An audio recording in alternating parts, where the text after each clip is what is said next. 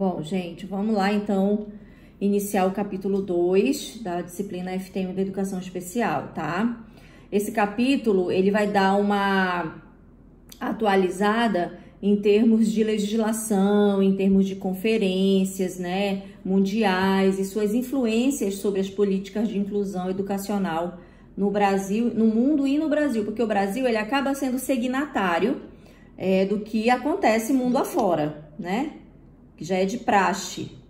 É como se o Brasil não tivesse uma originalidade, sabe? Ele sempre tem que seguir, assim, as diretrizes de outros países. Isso é muito ruim. E aí, nós temos, dentro desse perfil da educação especial, e da educação inclusiva, nós temos esse perfil também de signatários. Somos signatários, né? Somos signatários de conferências e países, né, mundo afora. Então, dentro desse processo, que, gente, hoje vai ser meio difícil, vamos lá.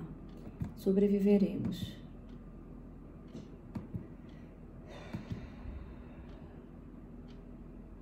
Ok, todo mundo entrou? Muito bem. Professora, a internet tá horrível, né? Tá caindo na internet de todo mundo. Tá caindo. O pessoal tá tudo falando. Tá horrível, a minha também tá horrível. Vamos ver até onde a gente consegue. Horrível. Por isso que eu saí e entrei, que a minha caiu aqui também, é geral. Geral mesmo. Então, esse capítulo, como eu falei, vai falar das convenções, tá? Mas antes de falar das convenções, eu quero só esclarecer para vocês a diferença entre 3 termos, que são termos que foram apreciados na Conferência Sanitária Pan-Americana, que foi realizada em Washington em 1990. Então, vamos ter como marco inicial desse capítulo a Conferência Sanitária Pan-Americana, né? Quando a gente fala de Pan-Americana, envolve, né, os países do continente americano, que aconteceu lá na capital norte-americana, em Washington, em 1990. E aí nós vamos trazer 3 termos que são importantes e que é interessante vocês, como pedagogos em formação, terem essa noção. O que é uma pessoa com deficiência? O que é uma pessoa com incapacidade? E o que é uma pessoa em desvantagem? Porque às vezes a gente acaba generalizando como sendo tudo, né? Como sendo tudo uma deficiência, e nem sempre é assim, né? Então, de acordo com a Organização Mundial da Saúde e de acordo com o que foi pontuado na Conferência Sanitária Pan-Americana, entende-se por deficiência toda e qualquer perda da função psicológica, fisiológica ou anatômica. É a perda, né? Tem como características anormalidades temporárias ou permanentes em membros, órgãos ou outra estrutura do corpo, inclusive os sistemas próprios da função mental, né? Tudo aquilo que envolve, né, o desenvolvimento cognitivo, a própria saúde emocional também nós consideramos. Alguns transtornos psicológicos também são consideradas deficiências psicológicas, tá? Servem como exemplo, sob a ótica orgânica, a perda da capacidade de ver, ouvir, andar, decorrente de deficiências visuais, auditivas e motoras, respectivamente, tá? Deixa eu ver quem tá pedindo para entrar agora, Adeline. E aí, dentro desse processo, a gente entende por deficiência a perda, né? A perda de suas funções, perdas de funções tanto orgânicas, tanto biológicas, quanto funções psicológicas, tá? E aí, essas perdas, elas têm que incapacitar o indivíduo. Elas têm que incapacitar o indivíduo de ter uma vida funcional ativa, uma vida funcional que seja permanente, que a incapacite de desenvolver as suas atividades. A gente vai falar de deficiência, tá? E aí, é diferente de incapacidade. A incapacidade é qualquer restrição devida a uma deficiência da capacidade de realizar uma atividade. A incapacidade se caracteriza pelo desempenho insatisfatório de ações pelo indivíduo, temporárias ou permanentes, reversíveis ou irreversíveis, nos aspectos psicológicos, físicos e sensoriais. Gente, a incapacidade, ela é decorrente da deficiência.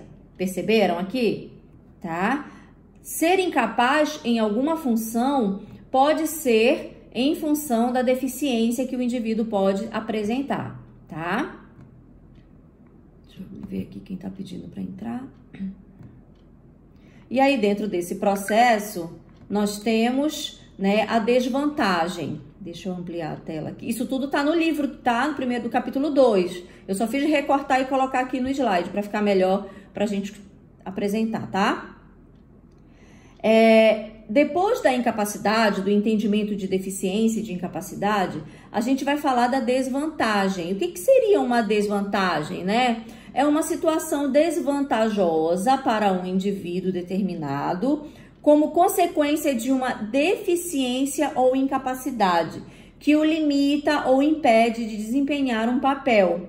Caracteriza-se pela diferença entre o rendimento do indivíduo e suas próprias expectativas e as do grupo a que pertence, né? Esta definição, ela é importante, porque quando a gente vai falar de inclusão social, a gente sempre vai ver que os indivíduos com deficiência, se não forem dadas oportunidades, se não forem apresentadas tecnologias assistivas, se não forem dados tratamentos, acompanhamentos adequados, estas pessoas, em função das suas deficiências, vão se tornar incapazes e vão estar em desvantagem, né? Dentro de um contexto social, dentro de um grupo social. Então, estes três termos, deficiência, incapacidade e desvantagem, eles estão, o que, gente? Eles estão conectados, né?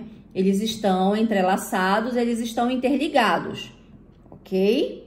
Tá? Então, é importante, e essa definição, ela foi bem pontuada nessa conferência, na Conferência Sanitária Pan-Americana, mas isso já bem tardiamente, em 1990, quando já se falava em educação especial, quando já tínhamos uma educação especial, mas não havia uma discussão, né, em torno dessas nomenclaturas, em torno dessa problemática, em torno de pontuar bem pontuado, né, o que é essa questão, o que é um indivíduo deficiente. O que caracteriza uma deficiência? Essa deficiência ela é caracterizada por déficits ou disfunções tanto físicas, né, orgânicas, biológicas, como é colocado aqui, em função das percepções ou dos órgãos do sentido, né, ou do próprio desenvolvimento do crescimento orgânico, ou das questões motoras, né? Indivíduos que não podem se locomover ou não podem se movimentar. Por exemplo, isso que eu tô fazendo aqui é um desenvolvimento motor, né? Eu tô me movimentando. O que eu tô fazendo na fala é um desenvolvimento motor. E tem indivíduos, tem crianças que nascem, né? Por exemplo, crianças que nascem com paralisia cerebral, elas podem ter uma deficiência em andar, uma deficiência em um órgão, como eu falei ontem, o cérebro é responsável, né, pelo desenvolvimento das nossas funções. Então, a deficiência, ela pode ter acontecido lá no cérebro, no caso de crianças com paralisia cerebral. E aí, esta paralisia, essa deficiência vai incapacitá-la de andar, de falar, de correr, às vezes de enxergar, de controlar às vezes a própria salivação. Já viram crianças com paralisia cerebral que elas babam? Porque elas não conseguem controlar, né, esse excesso de salivação, porque o cérebro não consegue, aquela área do cérebro responsável por aquela função morreu em função da deficiência, em função da paralisia. Né? Então, estas questões, elas acabam tornando os indivíduos incapazes para determinadas funções. E aí, olhando essa incapacidade, se esses indivíduos, eles não têm uma assistência, eles não têm um cuidado, não têm uma intervenção, e aí a gente vai falar de intervenção precoce, que é muito importante, tá? Estes indivíduos, eles vão estar em desvantagem dentro de um grupo social. Tá bom? Então, por exemplo, a lei de cotas, né? A lei de cotas para PCD, para pessoas com deficiência na universidade, para entrar na universidade. Ela é uma política pública que vem o que, gente? Tentar amenizar a desvantagem social das pessoas com deficiência. Né? Então, a lei de cotas, ela vem com esse propósito. Garantir o acesso, deveria garantir a inclusão, né? Porque eu já falei que inclusão não é somente mandar as crianças ou as pessoas para os locais sem dar-lhes condições adequadas, né? Isso não é inclusão de fato, é uma inclusão de direito, mas não é uma inclusão de fato. Vocês conseguem entender essa diferença? Gente, conseguem entender? Falem alguma coisa para eu saber que vocês estão aí. Quando a gente estava falando lá do capítulo, não, do texto de ontem, né? Da Saraiva Pereira. E eles falam que no Brasil tem mais leis e tal, mas não tem se cumprido tanto essas leis. Exatamente, não se está, né, indo, enfim, se realizando a inclusão. A lei é cumprida, ela é cumprida, mas ela não é efetivada como ela deveria ser efetivada, né? Existe a lei da acessibilidade, como eu sempre falo, mas olha para nossa cidade, olha como são as calçadas, como é que um cadeirante, como é que uma pessoa com mobilidade reduzida vai andar pelas calçadas, pelas ruas do Brasil?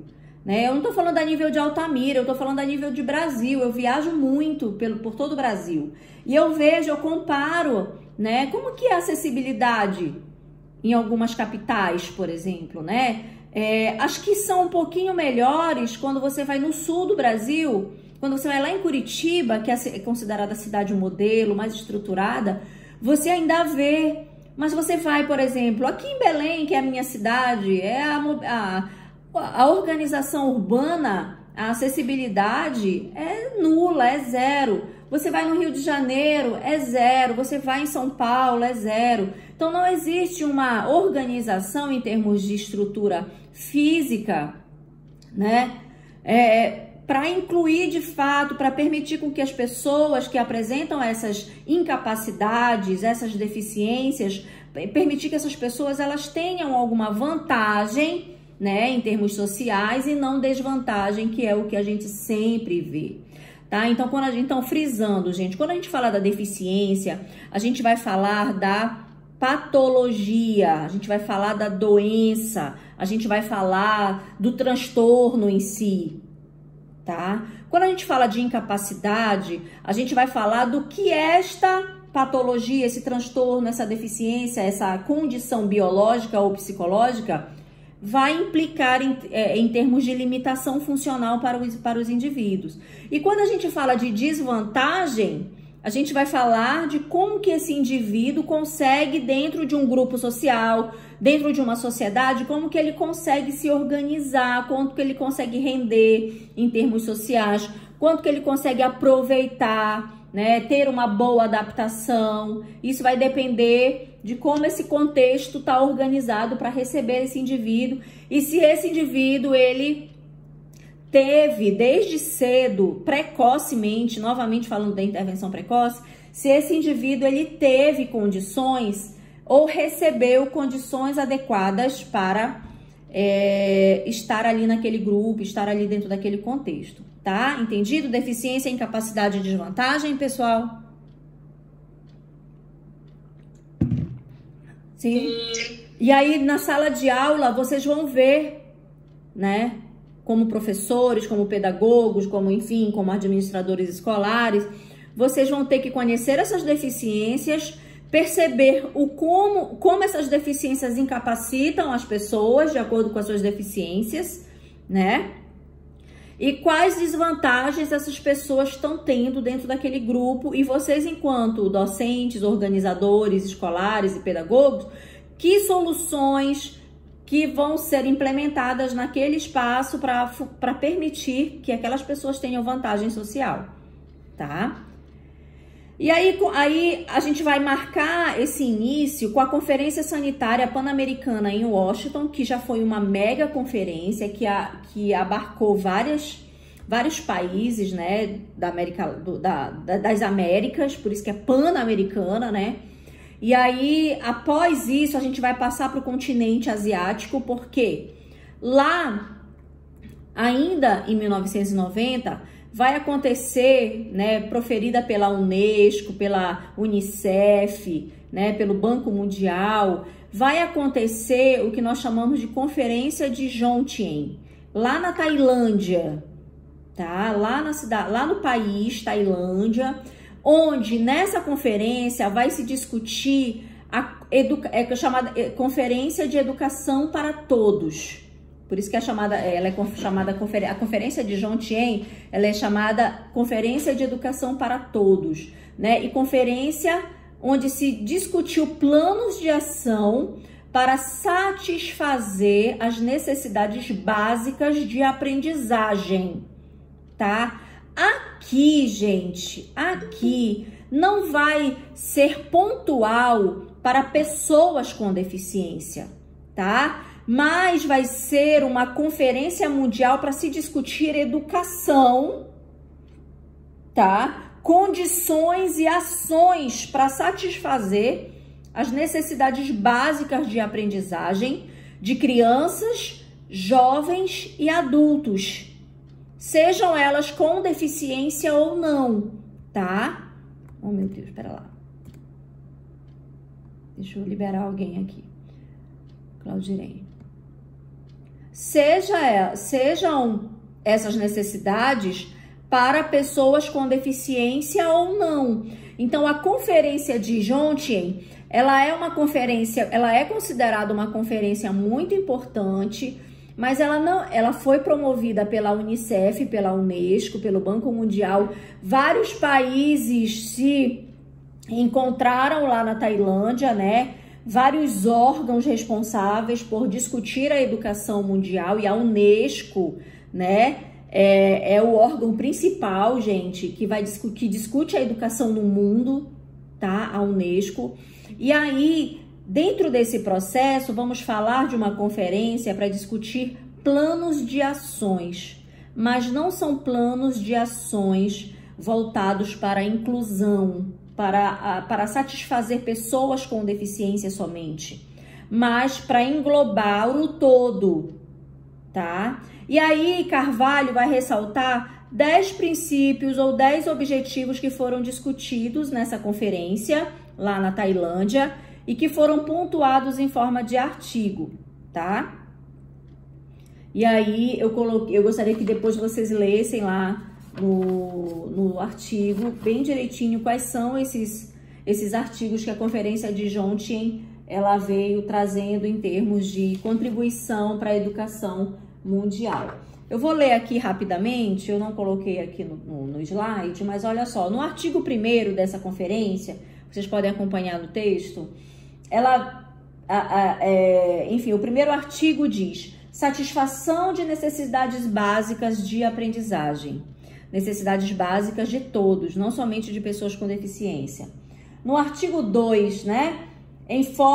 Expansão do enfoque da educação para todos, indo além dos níveis atuais de recursos, de estruturas institucionais, de currículos e de sistemas convencionais, tá? Lá no 3º artigo já vai falar um pouquinho de equidade. Vocês sabem que equidade significa igualdade, né? Então, se a gente fala de igualdade, a gente fala acesso à educação para todos, incluindo as pessoas com deficiência.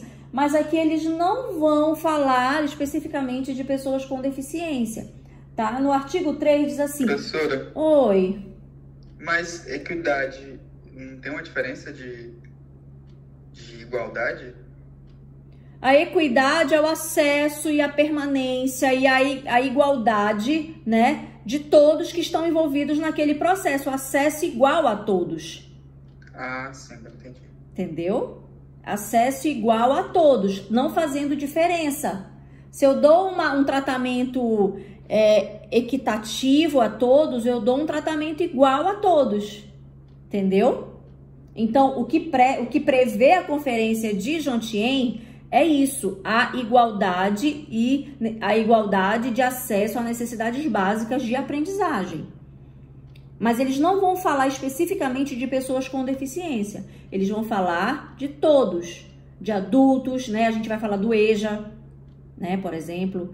A gente vai falar da universidade, do acesso à educação pelos idosos, por exemplo. Hoje nós temos nas universidades alguns projetos, né? A Uniterce, a Universidade da Terceira Idade, onde a própria UFPA tem cursos destinados a indivíduos acima de 65 anos, né? Então, a Universidade da Terceira Idade é um projeto interessante que acontece lá na UFPA de Belém, por exemplo. Então, se hoje nós temos políticas públicas já implementadas, é porque em algum momento na história, como na Conferência de Jontien, isso foi discutido, né? Foi discutido. Se hoje nós temos um ciclo educacional desde o ensino, desde a educação infantil, né, até a terceira idade, é porque essas políticas elas foram sendo conversadas e elas foram sendo discutidas, né, de modo bem amplo. Vocês verem aqui, olha,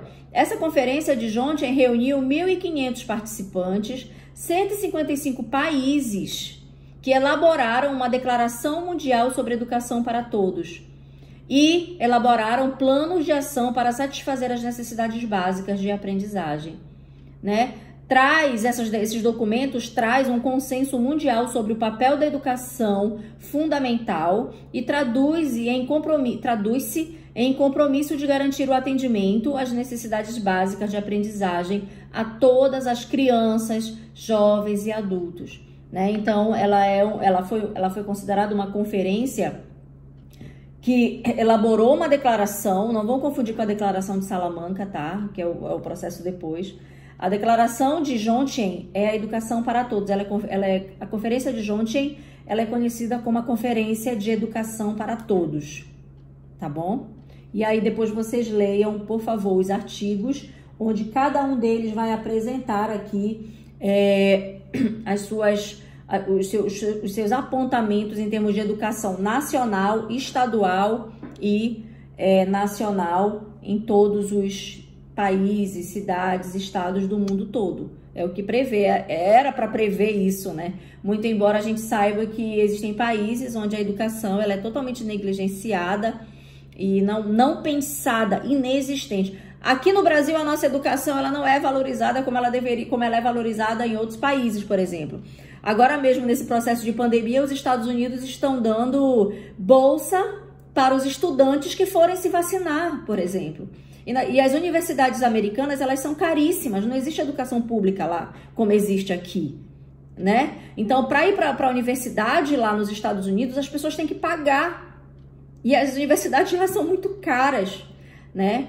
Então, lá o incentivo à educação é totalmente diferente do que acontece aqui no Brasil. Mas o nosso país, perto de outros países, ainda existem políticas educacionais interessantes, né? Se comparado a países mais pobres, por exemplo, tá? Então, essa conferência, ela veio com o intuito de discutir isso. Veio com o intuito de ampliar o olhar sobre a educação, mas a educação para todos, tá bom? Diferente do próximo movimento que aconteceu, que é considerado, como eu falei ontem, o marco, né, da inclusão, quando vai se falar em inclusão, em educação inclusiva pela primeira vez, é lá em Salamanca, que é uma cidade linda lá da Espanha, né? Lá em Salamanca, onde depois de 4 anos tendo ocorrido o Jontien, tá? Os principais países, 88 governos, 25 organizações internacionais, mais de 300 representantes, né, estiveram presentes lá na conferência em Salamanca, tá? Em 1994. E aí, o que saiu desse encontro, né? A Declaração de Salamanca, a famosa Declaração de Salamanca, que é considerado um marco importante da inclusão no mundo todo, tá, gente? Ok? Quem tiver interesse em estudar um pouquinho mais sobre esse assunto, pode buscar referência em Carvalho, tá? Que tem muita coisa escrita, né, sobre inclusão, educação especial, etc, etc, etc. Tá? Então, a Declaração de Salamanca, ou este encontro, né, veio discutir princípios, políticas e práticas na área das necessidades educativas especiais.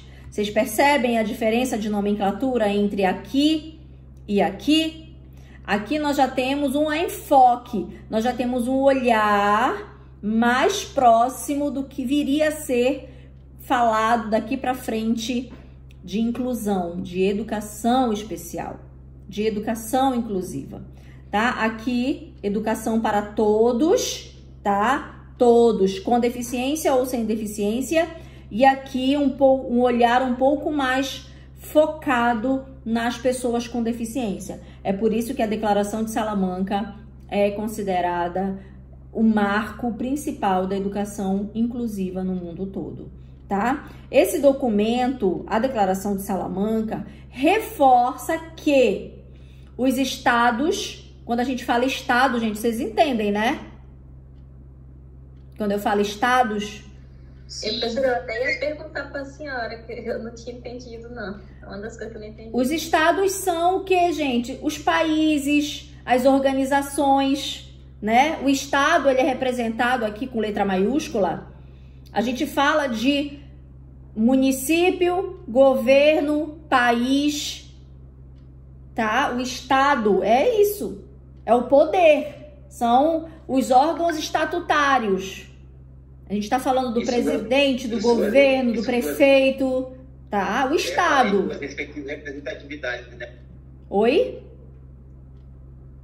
Fala em estado, fala das nações, dos municípios e suas respectivas representatividades. Exatamente, fala das nações, fala dos municípios, do estado em si, o estado do Pará, o estado do Rio de Janeiro, o estado de São Paulo. A gente fala do Brasil, a gente fala dos Estados Unidos, a gente fala de todos, né? Tudo aquilo que o nosso amigo tá falando aqui, o Francisco tá falando, as suas representatividades, né? Então, quando a gente fala estado, a gente fala disso.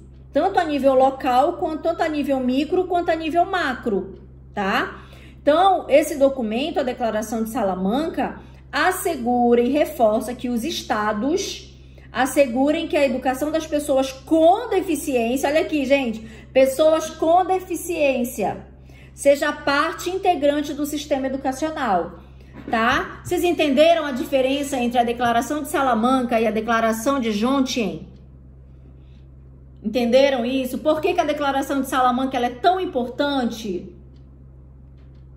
Gente, porque é aqui que vai se falar, vai se frisar, vai se organizar melhor a ideia de inclusão, de educação inclusiva, tá?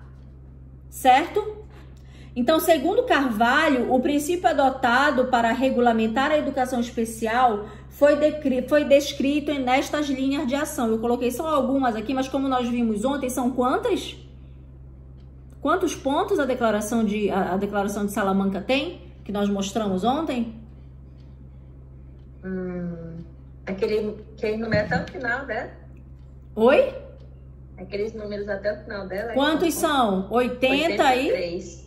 3, né? 83. Exatamente. Uhum. Então, são 83 linhas de ação que a Declaração de Salamanca traz para focar a educação inclusiva, tá? São princípios que estão pontuados na Declaração de Salamanca.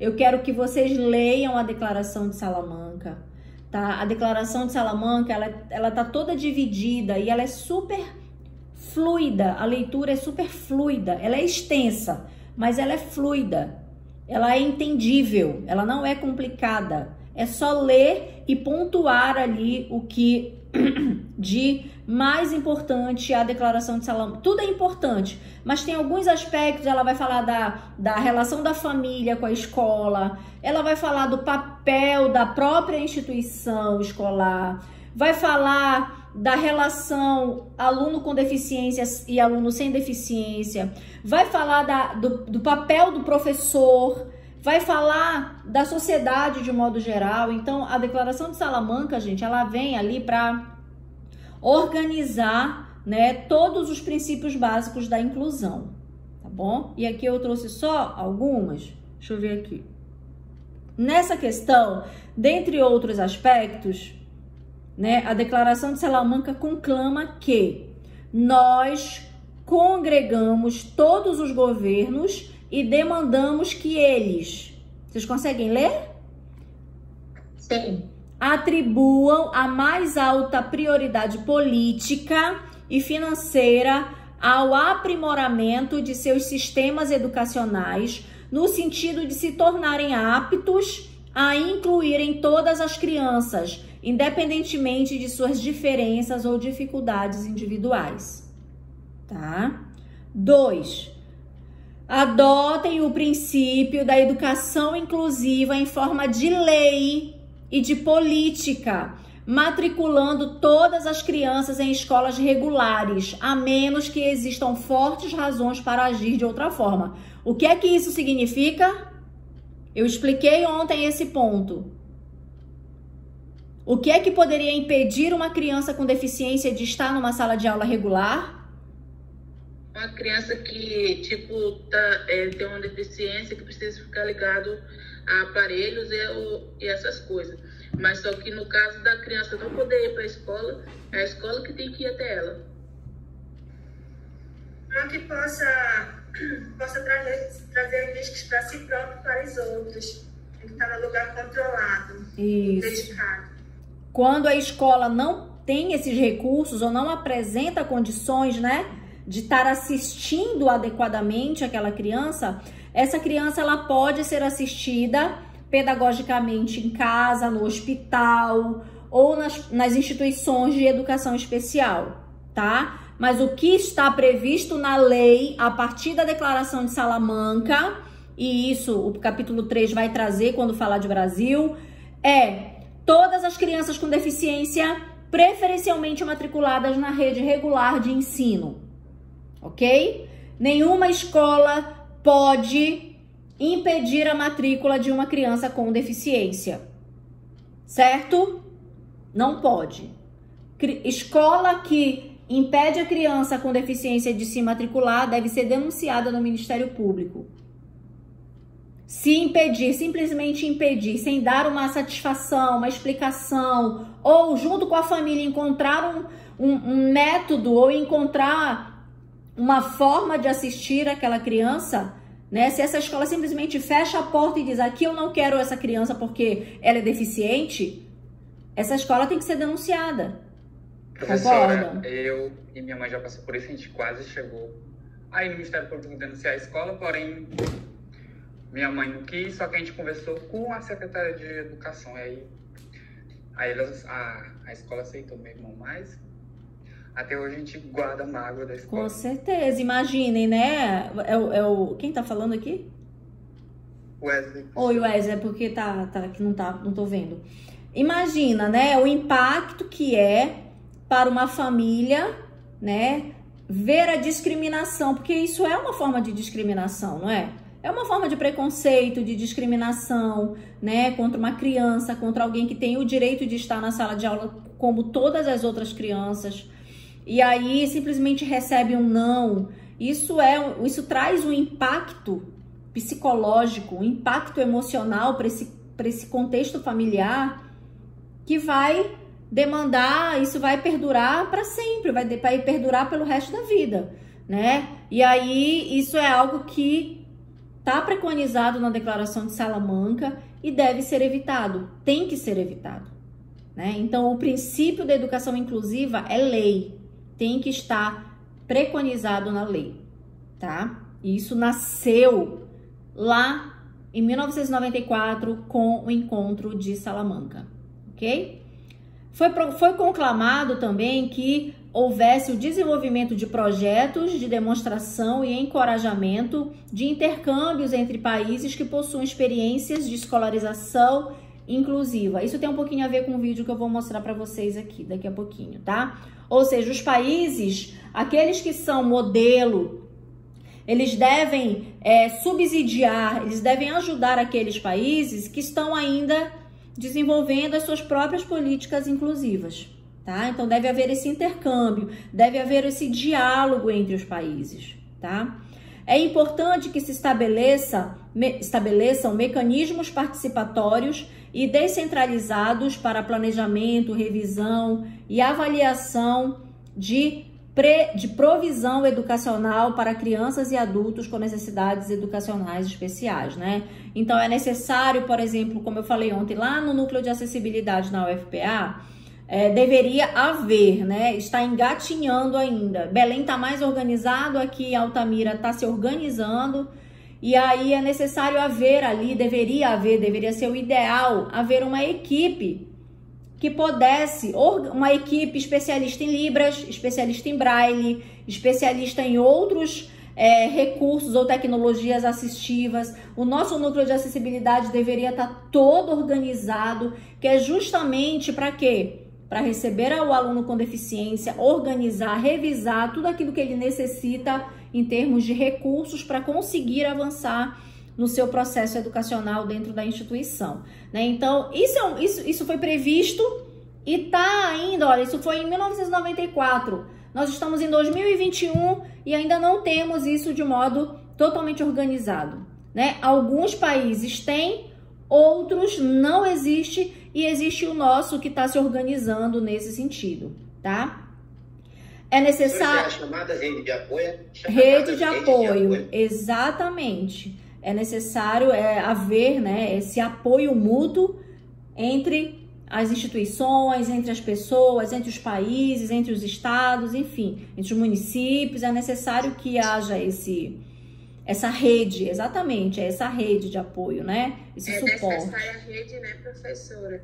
Infelizmente, aqui na faculdade, a gente está tentando, como a senhora disse, está engatinhando, mas infelizmente tem pouca verba, os recursos são muito poucos pra gente. Sim. E a gente tem que se virar com o que dá, e com o que dá a gente está tentando. Sim, exatamente, né? E aí é necessário implementar, como está implementado aqui, mas é necessário ir em busca de sempre de estar melhorando, aperfeiçoando, treinando, discutindo, conversando sobre. Que tem gente dentro da universidade que não quer nem saber de educação especial, de educação inclusiva. Tem gente dentro da universidade, tem professores dentro da universidade, tem pessoas dentro da universidade, e os próprios estudantes que ainda apresentam alguns comportamentos que são, quando a gente faz uma análise mais profunda, ou até mesmo uma análise mais superficial, a gente consegue ver alguns ranços, né, que ainda tem tudo a ver com o próprio medo, com o próprio estigma que foi criado ao longo do tempo, né, que foi criado historicamente em torno desse processo. E aí é necessário discutir. Quanto mais a gente conhece, menos a gente teme, né? Quanto mais a gente domina o assunto, menos a gente teme, não é verdade?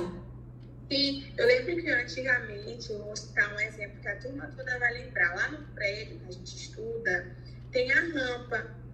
Aí prenderam bicicletas na rampa.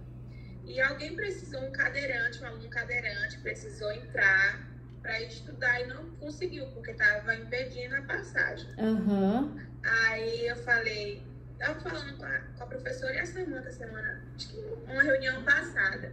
Aí eu falei, a gente precisa agora, quando voltar ao ensino presencial, fazer reuniões para que essas pessoas, mesmo que tenham acho que para educar, né, professora? Para mostrar que existem, que a gente tem que ter um respeito. Exatamente. O espaço deles tem que ser respeitado, né? O espaço de todos tem que ser respeitado, mas especialmente aqueles espaços destinados, né, que justamente para garantir isso que nós estamos falando, a inclusão de fato, né? A inclusão de fato. A vantagem social deles e não a desvantagem social, né? Não é verdade? Então, quanto mais a gente fala, quanto mais a gente discute, mais a gente conhece e menos a gente teme, né? Menos a gente teme o desconhecido, né? Então, é necessário, gente, encorajar e facilitar a participação de pais, da comunidade, das organizações de pessoas Ó, aqui o termo portadoras, né? Lá em 94 ainda se usava isso. As pessoas com deficiência nos processos de planejamento e tomada de decisão concernentes à provisão de serviços para necessidades educacionais especiais, né? Então, é necessário haver essa competência e essa capacidade de englobar a comunidade como um todo. Não ficar discutindo somente em pontos bem específicos, né? Sem incluir a comunidade nessa discussão. Tem um projeto que eu acho super interessante, que é do Gibis, do Maurício de Souza, da Turma da Mônica, né? Que ali traz personagens com deficiência, que já vai apresentar para a criança, né, o quão é importante estar convivendo com o diferente, né? Então, a criança, quando ela naturaliza a deficiência, ela não vai se tornar um adulto preconceituoso. Então, para as crianças, e é isso isso é um dos da essência da inclusão, gente. A criança, ela é pura. Ela aprende o que é preconceito e discriminação com o adulto na sociedade. Mas a criança, ela é pura nos seus julgamentos. Então, se ela desde pequenininha, ela é habituada a estudar com uma criança, com uma outra criança, com um amiguinho que tem uma deficiência, ela vai crescer com aquela naturalização, com o entendimento que a outra criança que é diferente é igual e tem os mesmos direitos que ela. E isso hoje é um dos ganhos da nossa legislação quando a gente olha por esse prisma. Por exemplo, quando eu era criança, que eu estudava lá na escolinha e tal, eu nunca estudei com nenhum coleguinha com deficiência. Eu fui estudar já eu acho que na quinta, na sexta série, que eu tinha uma amiga, uma colega de escola, que ela tinha baixa visão. Ela usava umas lupas, né? Umas lupas e tudo. A Silvana, me lembro como se fosse hoje o nomezinho dela. E daí, ela tinha a família super atuante e ela aprendia tão igual como todo mundo. Ela tinha baixa visão, né? Usava bengala, usava a sua, como é que fala? O seu recurso para se mover, né? Para andar na escola, na rua e tal. E ela aprendia. Mas outras crianças não tiveram essa oportunidade. Na universidade já eu vim ter. No ensino médio eu não tive, mas na universidade eu vim ter colegas de psicologia com deficiência. Quando eu cheguei aqui na faculdade de educação, eu vim para cá porque abriu a vaga de um professor, colega nosso da faculdade de educação, que era cego, né? E aí ele foi removido para outra cidade, abriu a vaga e eu vim para cá. Olha só, um professor com doutorado, totalmente cego, tá? Mas isso é em função de quê? Dessas políticas públicas que permitiram que ele chegasse até aqui. Coisa que não acontecia historicamente, como nós vimos, né? Então, há um avanço, há sim um progresso, né? Legal, um processo legislado, um processo amparado pela lei, mas infelizmente ainda não é o ideal. Mas foi importante ter, é importante ter, né? Muito embora necessite de uma ampla revisão, de uma ampla condição de permanência, não somente de acesso, mas de permanência. Quantas pessoas com deficiência que conseguiram entrar na universidade pela lei de cotas é o acesso, né? Mas quantas vão desistir até o final do curso? É a desvantagem. Vocês conseguem entender a necessidade de compreender a questão da deficiência, da incapacidade, da desvantagem? Se essa pessoa com deficiência dentro da universidade não tem condições, ela vai estar em desvantagem em relação ao seu grupo, tá? Em relação ao seu grupo. Quem quer falar? Não, professora, eu só ia comentar assim que era Isso que eu ia dizer, né? Os alunos com deficiência, eles conseguem ter o acesso, né? Mas quando se fala da permanência, é aí que é a questão. Que é a grande questão. E a questão da aprendizagem dele dentro do espaço escolar, dentro da universidade. Sim. Né? Então, é isso que é a dificuldade. Sim. Aí, o que adianta garantir o acesso e não garantir também, né? A permanência e a exatamente, o aproveitamento real daquele espaço, daquele lugar, daquele ambiente, né? Então, isso não é inclusão. Quando não acontece isso, não é inclusão, gente. É integração. Novamente falando, qual a diferença entre integração e inclusão? Que na integração, o indivíduo que tem que se virar nos 30 para aproveitar aquele espaço, aproveitar aquele lugar. Com a inclusão, se ela realmente acontece de fato e de direito, né? O indivíduo realmente está ali incluindo, ele está em vantagem e não em desvantagem, né? Então, o movimento de integração foi um movimento que antecede a inclusão, historicamente isso está pontuado, mas a integração, ela também era excludente, porque era o indivíduo que tinha que se adaptar e não o ambiente. Com a inclusão, o que está previsto na Declaração de Salamanca e tal, é que o ambiente tem que se adequar ao indivíduo, tá? Isso é o que diferencia a integração da inclusão, tá? É diferente. Os dois são importantes historicamente. A integração, ela é um movimento importante historicamente, mas ela também é um movimento exclusivista, porque é o indivíduo que se adapta e não o ambiente que se adapta. Com a inclusão, o ambiente que tem que se adequar. Tá claro isso? A diferença dos dois? Dos dois movimentos? Tá, gente? Eu vi um professor falando em 4 paradigmas, professor, que era a exclusão, ela falou aí a segregação, a integração e a inclusão, né? Isso. Exatamente, são os 4 paradigmas, né? Repete, por favor, para todos ouvirem, Zulu. A exclusão, a segregação, a integração e a inclusão. Exatamente, olha.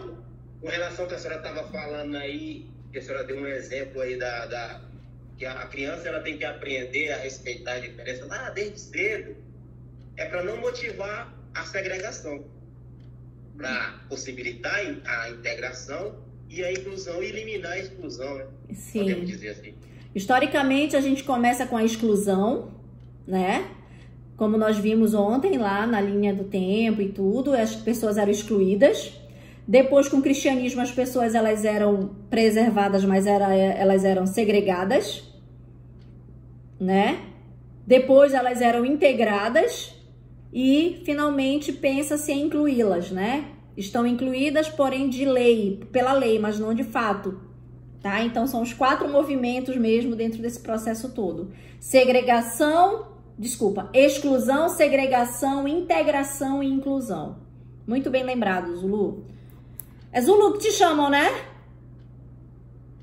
É o meu apelido, mas meu nome é Elane, mas é Zulu. Tá. Eu falei, meu Deus do céu, eu chamei ele de Zulu, mas é isso mesmo? Mas então tá certo. Certo, gente? E aí, após desse importante movimento da Conferência de Salamanca, que foi em 94, nós vamos ter aqui, a nível de América Latina, novamente, aqui na Guatemala, nós vamos ter, em 1999, uma convenção chamada Convenção de Guatemala, ou Convenção da Guatemala, né? Dentro dessa convenção, o que estava previsto ali? Convenção Interamericana, ou seja, de novo, integrando os países da América, para a eliminação de todas as formas de discriminação contra a pessoa, de novo aqui o termo portador, tá? Pessoa portadora de deficiência, que ocorreu na Guatemala em 28 de maio de 1999. E aí estava previsto discutir somente, né, principalmente a questão da discriminação, né? Como encontrar políticas públicas e mecanismos, né, que possam combater a discriminação para com a pessoa com deficiência. E isso foi pontualmente discutido na Convenção da Guatemala. O Brasil participou tanto de Salamanca, quanto de Jönköping, quanto da Guatemala. E aí, após isso, né, o Brasil ele vai se organizar em leis, vai se consolidar, vai consolidar muitas leis, que é isso que o capítulo 3 traz, né, em termos de políticas públicas. E aí, lá na Guatemala, né, se discutiu fundamentalmente a questão da discriminação contra a pessoa com deficiência. E quando a gente fala disso, gente, a gente não tá falando somente no ambiente escolar, tá? A gente tá falando pontualmente a questão da discriminação na sociedade de modo geral, tá? Que fique bem claro, bem pontuado isso. Discriminação não somente na escola, mas na escola e em outros ambientes, tá, gente? Então, falou em Convenção da Guatemala, falou de quê? Discutir e combater a discriminação para com a pessoa com deficiência. Tá claro isso? Se eu perguntasse para vocês, qual a diferença entre a Convenção de Jönköping, a Convenção de Salamanca e a Convenção da Guatemala? Saberiam explicar a diferença dos três? Quem pode me dar rapidinho uma resumida?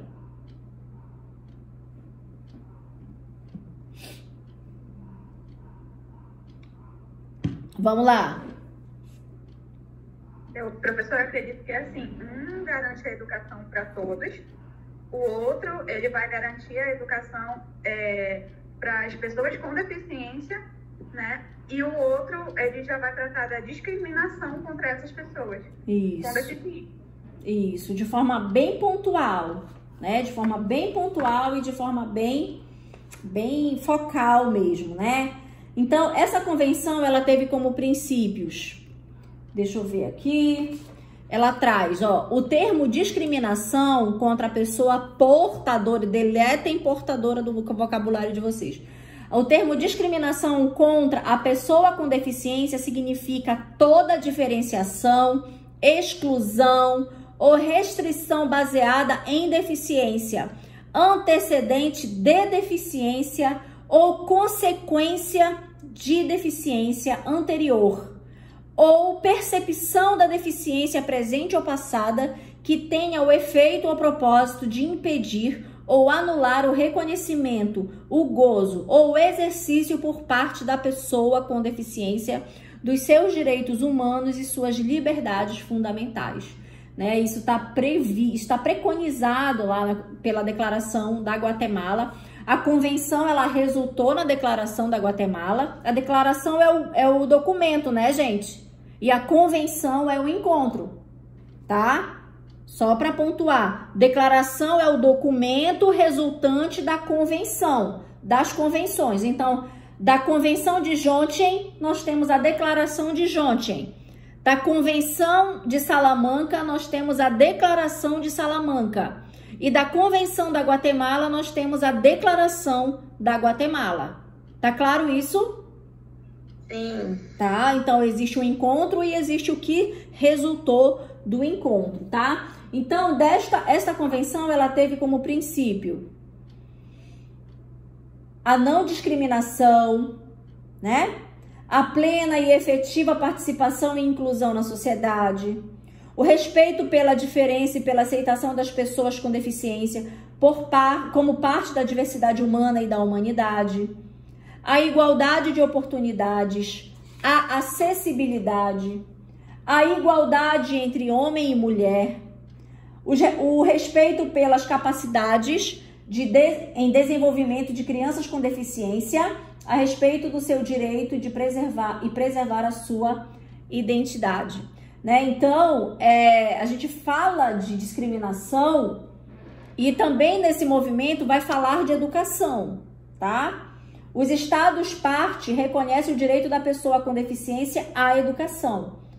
Para realizar este direito sem discriminação e com base na igualdade de oportunidades, os estados partes deverão assegurar um sistema educacional inclusivo em todos os níveis da educação, bem como o aprendizado ao longo de toda a vida, tá? Com objetivos que depois vocês vão ler aqui no capítulo. Então, a Convenção da Guatemala, ela vem reafirmar a Convenção de Salamanca. Vai falar de discriminação de modo geral e vai pontuar a educação inclusiva, que ela aconteça sem discriminação, tá, pessoal? Certo? Ela vai pontuar a educação inclusiva novamente e que esta educação inclusiva, ela aconteça sem discriminação. Tá certo? Ok? Após a Convenção de 1999, nós vamos ter em 2006 uma outra convenção, tá? Chamada Convenção... Ai, meu Deus, peraí, deixa eu beber água. Deu uma falta de água agora. Convenção sobre os direitos da pessoa com deficiência. E essa convenção, ela vai preconizar, ela vai fechar novamente, vai alavancar, né? Vai discutir a questão dos direitos humanos bem pontualmente com relação à pessoa com deficiência. Então, dentro desse processo, nós temos a discussão, né, sobre os direitos de fato das pessoas com deficiência. E aí, através dessa resolução, a 61611 indica como propósito da presente convenção promover, proteger e assegurar o desfrute pleno e equitativo de todos os direitos humanos e liberdades fundamentais por parte de todas as pessoas com deficiência e promover o respeito pela sua inerente dignidade. Deixa eu conferir aqui. Grifem aí, se vocês estiverem grifando, o número da resolução. Resolução A 61611.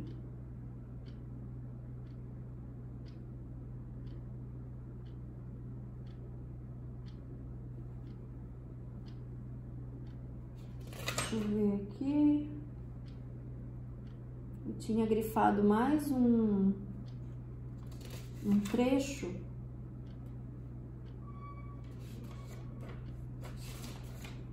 Professora, a senhora está gravando essa aula? Tô gravando. Professora, se a senhora puder disponibilizar o slide, se puder, tá bom. Poderia mandar no grupo. Tá bom. Tá? Essa convenção, gente, que aconteceu lá nos Estados Unidos, lá em Nova York, né? Ela traz como princípio a discussão dos direitos da pessoa com deficiência e também se traduz como uma das mais importantes convenções a nível internacional. Gente, voltando aqui, ó. Washington, América do Norte. Jönköping, Ásia. Espanha, Europa, né? Guatemala, América Central. Convenção sobre o direito da pessoa com deficiência, Nova York, América do Norte. Todos esses movimentos a nível internacional que vão subsidiar o desenvolvimento das políticas nacionais, as nossas políticas nacionais. O Brasil, ele vai seguir, né? Ele vai ser signatário destes movimentos e vem organizar o seu... No capítulo 3, ó, capítulo 3, tá? Que é o que vocês vão ler para amanhã. No caso, como é feriado, vocês vão ter o tempo para ler a legislação no Brasil.